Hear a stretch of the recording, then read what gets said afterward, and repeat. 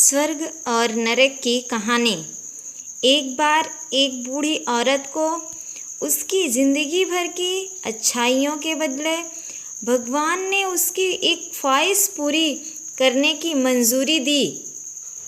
उस बूढ़ी औरत ने भगवान से कहा कि मैं मरने से पहले एक बार स्वर्ग और नरक दोनों की यात्रा करना चाहती हूँ। भगवान ने उस औरत की ख्वाहिश पूरी करने का वचन दिया और उसे अगले ही क्षण एक बहुत बड़े भोजन कक्ष में ले जाया गया, जहाँ पर बहुत विशाल डाइनिंग टेबल थे।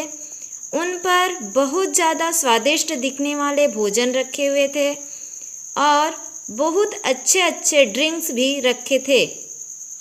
मगर उस टेबल के चारों तरफ बैठे लोग बहुत ज़्यादा मायूस, भूखे और दुखी लग रहे थे। उस औरत ने देखा कि सभी लोगों के हाथों पर कोहनी तक लंबी लंबी चम्मच बंधी हुई है।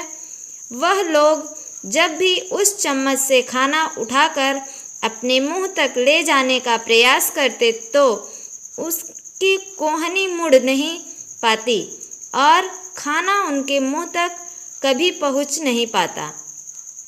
बूढ़ी औरत ने भगवान से पूछा, क्या यह नर्क है? भगवान ने कहा, हाँ। औरत ने तुरंत कहा, मुझे यहाँ से दूर ले चलो।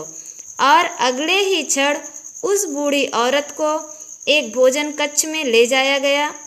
उसी भोजन कक्ष में जहाँ पर बड़े बड़े डाइनिंग टेबल थे, बहुत स्वादिष्ट दिखने वाले भोजन और अच्छे अच्छे ड्रिंक्स टेबल पर सजाई गई थी। मगर इस बार डाइनिंग टेबल के चारों तरफ बैठे लोग खुश थे, हंस रहे थे और उनके चेहरे पर संतुष्टि थी। बूढ़ी औरत ने भगवान से कहा, यह तो वही भोजन कक्ष है, वही भोजन है, वही ड्रिंक्स हैं, मगर फ़र्क इतना है कि यहाँ के लोग खुश दिख रहे हैं। ऐसा क्यों है? क्या इन लोगों के कोहनी से चम्मच नहीं बंधी है? भगवान ने उस औरत से कहा, ध्यान से देखो, इन लोगों के हाथों से भी कोहनियों तक चम्मच बंधी हुई है। फर्क सिर्फ इतना है कि इन लोगों ने एक दूसरे को खाना खिलाना सीख लिया है।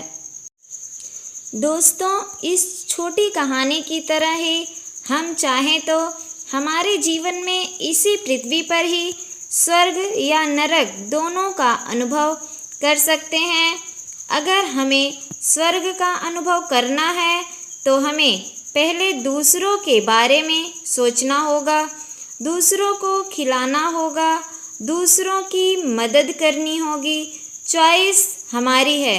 हम चाहे तो हमारी ज़िंदगी को स्वर्ग जैसा या नर्क जैसा बना सकते हैं।